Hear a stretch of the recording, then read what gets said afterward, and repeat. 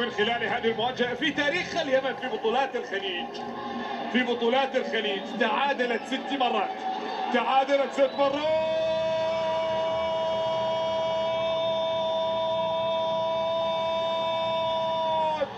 يمن يمن يمن يمن يمن يمن يمن تأتي بالأول. اليمن تسجل في السعودية. اليمن ما خطب اليمن؟ هارون الزبيدي. تاريخ يا هارون. تسجل أول الأهداف عن طريق هارون. هنا لدينا الكرة الركنية التي تأتي لمصلحة سالم. علي الله، كاد علي البليهي أن يأتي بالتعادل، ولكن الكرة مرت بجوار القائم الأيسر إلى خارج أرضية الملعب. هل كنت تعتقد ذلك؟ هل كنت تظن ذلك يا سيد هيرفي رينار؟ عذبتك اليمن في الأولى، فهل تعذبك في المقابلة الأولى مرة أخرى يا هيرفي؟ الكرة التي تعود تنقل في منتصف ملعب اللقاء لا زالت، لكن عبد الإله يقطع الكرة. عبد الله رديف. سالم راح في الجهة اليسرى، يتقدم، تقدم، وصل، ولكن محمد أمان اليمني. هذه الكرة الآن التي تلعب عالية أمامية، تلعب، تصطاد، تتحقق.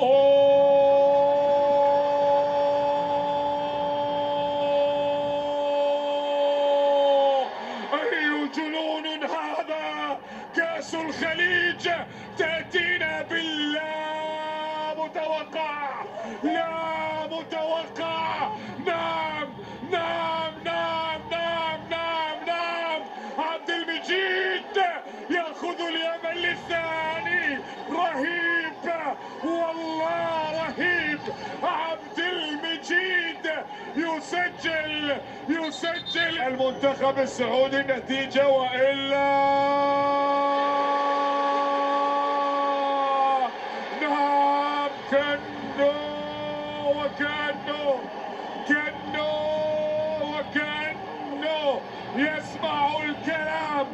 يسمع الكلام. قلت بأن يجب على المنتخب السعودي أن يقلص النتيجة، وها هو كأنه يسمع الكلام ويأتي ويقلص بعد كرة اصطاد بها الدفاع اليمني. 2-1 في الجهة اليسرى. رضوان الحبشي. كرة مقطوعة، عادت سعودية الآن في منتصف ملعب اللقاء. مصعب الجوير يمرر إلى ناصر الدوسري، إلى سالم كبير دواسر. عند الكرة يحاول أن يمر، يغير في الجهة اليمنى. وصلت لكنو. عاد عارضة لا زالت خطيرة وابعدها اليمني. لكن هذه الكرة، انظر، شوف الإعادة والرأسية التي كانت من ناصر، صدت في العارضة وثم أبعدت في اللحظات الأخيرة. وماشي العالي، الكرات العالية مشكلة عند المنتخب اليمني. ليش؟ العراق فاز بكرة عالية رأسية، اليمني واقفين في مكان خاطئ. بس أنا أقول واقفين في مكان خاطئ. هذه الكرة مباشرة، والكرة والإبعاد يأتي من محمد أمان في المنتخب السعودي. ها هي تسجل هدفين. هنا إبعاد من محمد أمان في عملية التصدي لكرة ناصر الدوسري. ويحدث فيها العجب العجاب،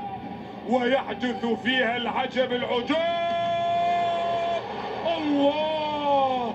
من أين سدد كنو؟ كيف سدد كنو؟ كرة بيمناه، قوية بيمناه، والعارضة تصد وترد كرة محمد كنو. انظر إلى الإعادة، على الثبات، قذيفة قوية جدا من محمد كنو.